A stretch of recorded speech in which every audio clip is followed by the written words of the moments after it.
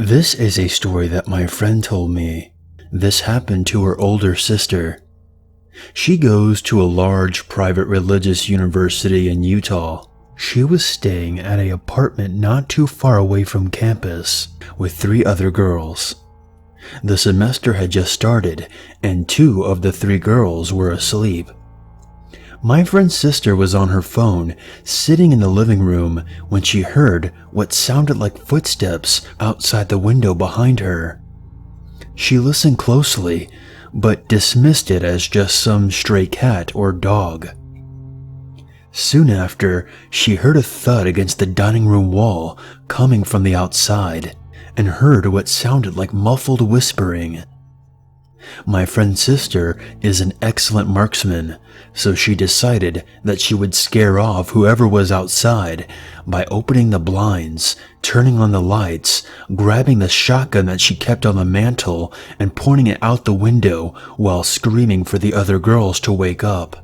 She saw a short man wearing all black and a ski mask running away. The cops came shortly after, and she filed a report. Fast forward a few weeks later, and my friend's sister keeps seeing a small white truck with tinted windows following her. She dismisses it as her imagination, but it still freaks her out a little. One weekend, her roommates have gone out of town, so it's just her by herself. Right as she's about to fall asleep, she hears a pounding at her door. She bolts to the door and looks through the peephole to see a cop standing there. "Who are you?" she asks. "I'm a cop," says the guy. "Open up. It's the law," he yells menacingly.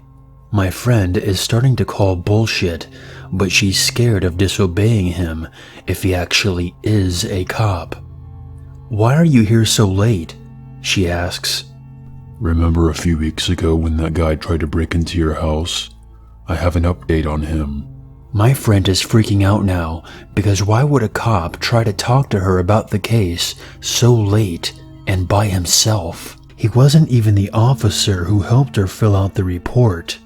"Show me your badge," she demanded.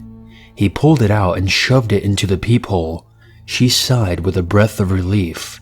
Right as she was unlocking the door, she glanced down at his legs and noticed that this cop had very elevated platform boots and a machete in his utility belt, and the name on his uniform didn't match the name on his badge. "You're not a fucking cop," she yelled at him. The fake cop screamed and started slamming on the door saying, "I'm an officer of the law, and you will obey me. Open up." She called 911 and held her weight behind the front door, clutching her shotgun until the real cops arrived. The guy was long gone by then, but he left behind his cap, which was a prop from a party store. The day after this, my friend broke her lease and moved to a new city in Utah, transferred schools, and bought a Doberman to keep her company.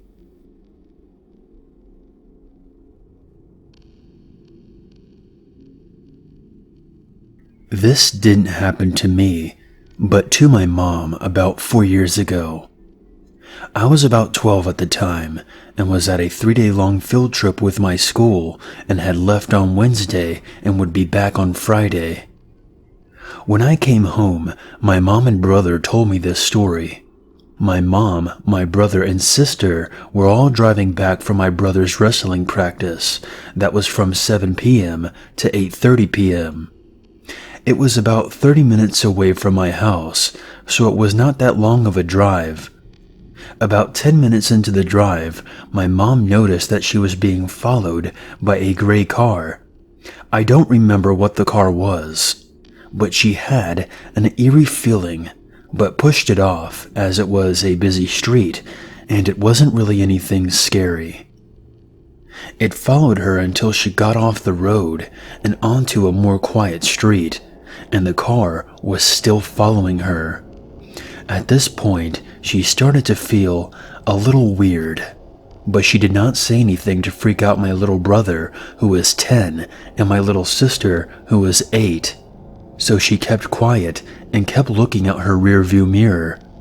It had followed them until she got onto our road, and our road did not have any street lamps except for the one at the end.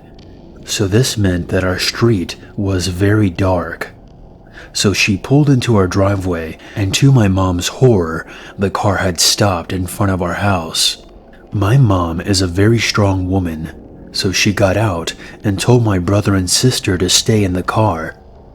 A skinny white man stepped out of the car and told my mom that he was the police and that he would need to take her to the station to ask her some questions about her reckless driving.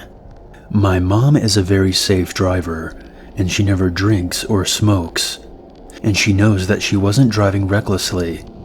She told him that she didn't recall any of that and would like to see proof that he was a cop. But he just kept persisting that she come with him, and then said, "Bring your children as well." At this moment, she knew this man was not a cop, because she never told him that she had any children. She kept refusing to go and told him to leave. The man suddenly started walking towards my mom. She was startled at this sudden movement and was frozen in fear as he came closer.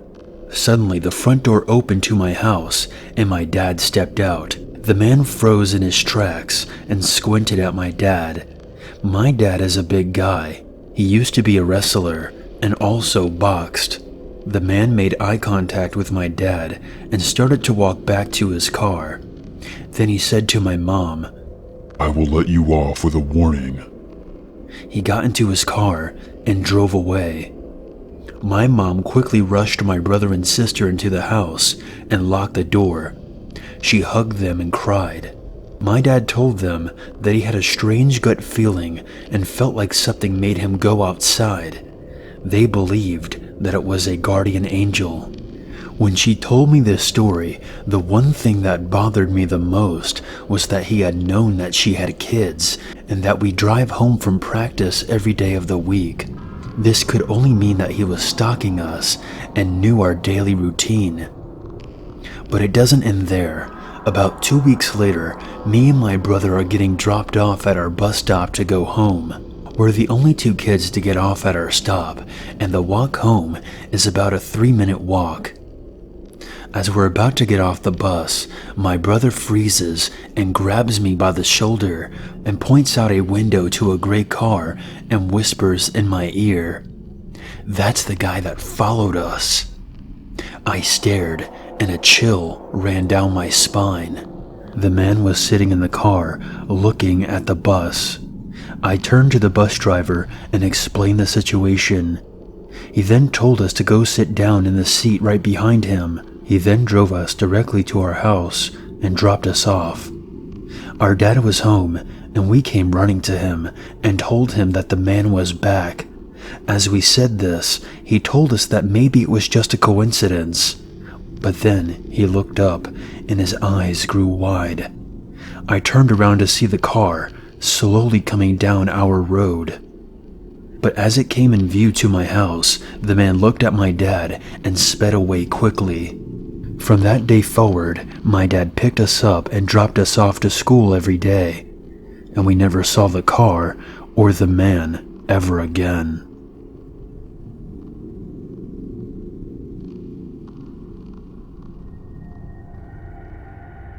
So this happened to my aunt and uncle in the early 80s. They were living in Austin, Texas, and had attended a party in a neighboring area. They were driving back very late, and at one point, they were driving on a very long, completely deserted stretch of road, bordered by woods and brush on either side. No houses, no streetlights, no other cars on the road, nothing. Until my uncle, who is driving, notices a car coming up behind them, which then speeds up and gets very close.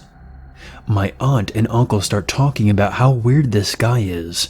They can see it's just one man driving, and there's no reason to tailgate on an empty road in the middle of the night.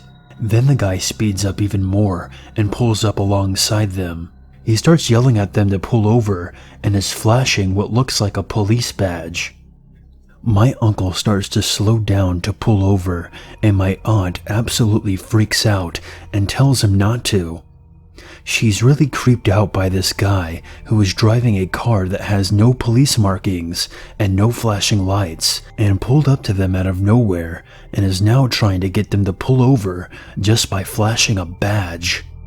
While they argue about whether or not to pull over, the man in the other car is getting more angry, yelling at them to pull over, beeping his horn and flashing the badge, saying that he's the police. My aunt starts crying, but my uncle says fine, if he really was a cop and they need to stop for him, they will do so in the next populated area, which will be a while, but they reasoned that if he really was a cop, he would have to understand their point of view. My aunt and uncle keep wavering between worried this guy is out of his mind and worried it's a real cop and we're going to get in big trouble for not pulling over when told. Finally, they see a gas station up ahead and plan to stop there. As soon as they pull into the gas station, the cop speeds off, never to be seen by them again. They didn't think to try to get his license plate number at the time and were just thoroughly creeped out. They drove the rest of the way home without incident. But the story does not end there. A few months later, on the exact same stretch of road, a man is rescued who tells a horrifying story, which is then big news in Austin. A fake cop, flashing a badge and beeping his horn, had gotten this man, who was driving at night with his girlfriend on that very same road, to pull over. Once pulled over, the fake cop forced the man and his girlfriend to get out of the car. By gunpoint maybe, I'm not sure on all the details at this point. My aunt refused to read too much about the story back then because she was so freaked out, and my uncle doesn't remember everything in detail. The man and his girlfriend were taken into the woods on the side of the road. He ties the man and his girlfriend to separate trees, facing each other, and does horrible things to both, ultimately killing the woman while the other was forced to watch just a few feet away. I'm not sure how the man ended up being rescued, but it was long after the fake cop was gone. Either someone must have found the man tied there, or he finally got loose and found help. They never caught the fake cop murderer. That could have been my aunt and uncle if they had pulled over their car that night, like my uncle wanted and started to do. My aunt always ends the story with, "And that's why my husband always has to listen to me."